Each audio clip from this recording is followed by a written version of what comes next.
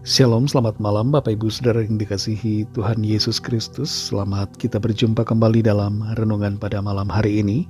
Doa dan harapan saya saudara semua ada dalam keadaan yang baik, sehat, penuh sukacita, dan berlimpah berkat Tuhan. Sebelum kita mendengarkan renungan firman Tuhan, mari kita berdoa. Bapa kami di sorga, Bapa dalam nama Tuhan Yesus Kristus, kami bersyukur untuk berkat kemurahan-Mu. Tuhan sudah menuntun kami di sepanjang hari ini.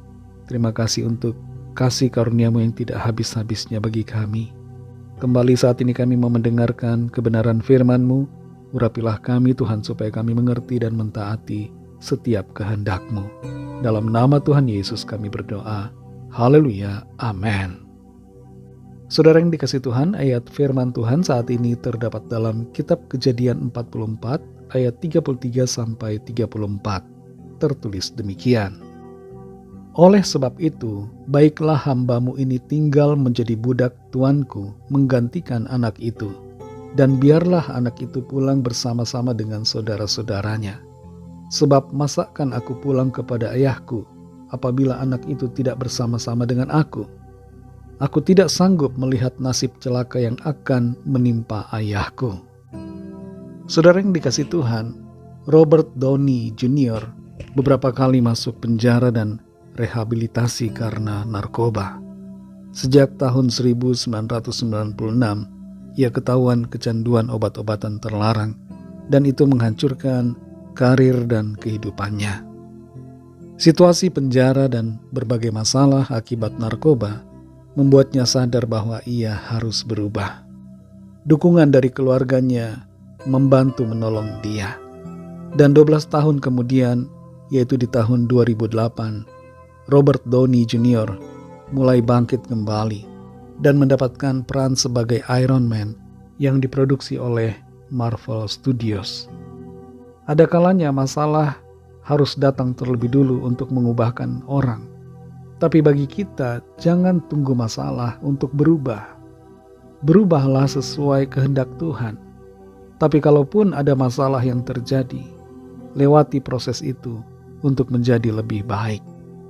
Dalam Kejadian 44 ayat 33-34 ini tertulis, oleh sebab itu baiklah hamba-Mu ini tinggal menjadi budak tuanku menggantikan anak itu. Dan biarlah anak itu pulang bersama-sama dengan saudara-saudaranya.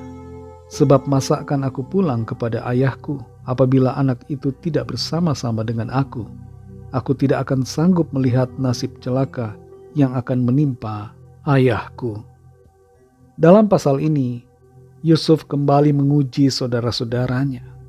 Dia menyusun suatu skenario di mana Benyamin, saudara kandung Yusuf yang paling bungsu, seolah-olah bersalah karena mencuri piala dari Yusuf. Dalam situasi ini, Yehuda berusaha supaya Benyamin tidak ditahan, dan Yehuda bersedia untuk ditahan sebagai ganti Benyamin. Yehuda dulunya terlibat langsung dalam menjual Yusuf, tapi kini ia menunjukkan sikap yang sangat berbeda. Ia rela menggantikan Benyamin, saudara yang seibu dengan Yusuf, agar Benyamin dapat pulang kembali bertemu dengan Yakub, supaya Yakub tidak berduka. Yehuda bisa saja membiarkan Benyamin ditahan, tapi di sini kita lihat bagaimana kegigihan dan upaya dari Yehuda untuk membebaskan Benyamin dan membiarkan dirinya yang menerima konsekuensi. Kisah dalam pasal ini sangat menarik, saudara, karena Yusuf berusaha untuk menguji mereka, menguji saudara-saudaranya, dan saudara-saudaranya menunjukkan sikap bagaimana mereka saling bersatu, mau mengorbankan diri, dan memperhatikan satu sama lain. Kesukaran, persoalan, dan tantangan seringkali menjadi momen di mana isi hati kita terungkapkan. Sikap kita dalam situasi tekanan, dalam situasi masalah, persoalan, akan menunjukkan jati diri kita, isi hati kita di hadapan orang. Saudara yang dikasihi Tuhan, apa yang menjadi pesan firman Tuhan melalui kisah Yusuf dan saudara-saudaranya adalah agar kita berubah seiring dengan waktu yang berjalan, proses yang kita alami. Jangan biarkan diri kita sama seperti dulu, tapi berubahlah menjadi pribadi yang setia, yang mengasihi, dan yang berkorban bagi orang-orang di sekitar kita. Kalau mungkin dulu kita pernah menabur yang tidak baik, lalu kita menuai yang tidak baik pada hari ini, tetaplah bersikap yang benar, menyadari akan kesalahan kita di masa lalu, dengan menyikapi situasi hari ini dalam sikap yang benar dan berkenan kepada Tuhan. Mari kita berdoa. Terima kasih Tuhan Yesus, kami mengucap syukur ya Bapa untuk firman-Mu yang sudah kami dengar saat ini. Firman-Mu memberikan kami pengertian untuk kami berubah lewat proses yang terjadi. Kadangkala situasi, persoalan, masalah, kesukaran, Tuhan izinkan untuk kami alami, untuk menyadarkan kami dan untuk mengubahkan kami menjadi pribadi yang lebih baik, semakin sempurna seperti kehendak-Mu. Ajar kami Tuhan untuk tetap setia dalam setiap situasi ujian, keadaan-keadaan yang menguji iman kami, yang menguji kasih kami. Terima kasih Tuhan, tuntun kami selalu untuk melangkah dalam kebenaran firman-Mu. Berkatilah kami Tuhan di sepanjang malam hari ini, dalam istirahat kami. Lindungilah kami dengan kasih dan kuasa-Mu, dan bangunkan kami kembali besok pagi dengan kekuatan yang baru. Berkatilah bangsa dan negara kami Indonesia dan juga semua bangsa di dunia ini. Berikanlah keamanan, kedamaian, dan kesejahteraan.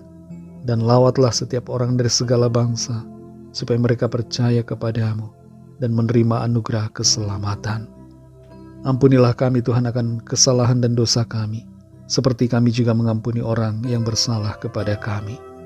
Dalam nama-Mu yang kudus, nama Tuhan Yesus Kristus, kami sudah berdoa dan mengucap syukur. Haleluya. Terimalah berkat Tuhan.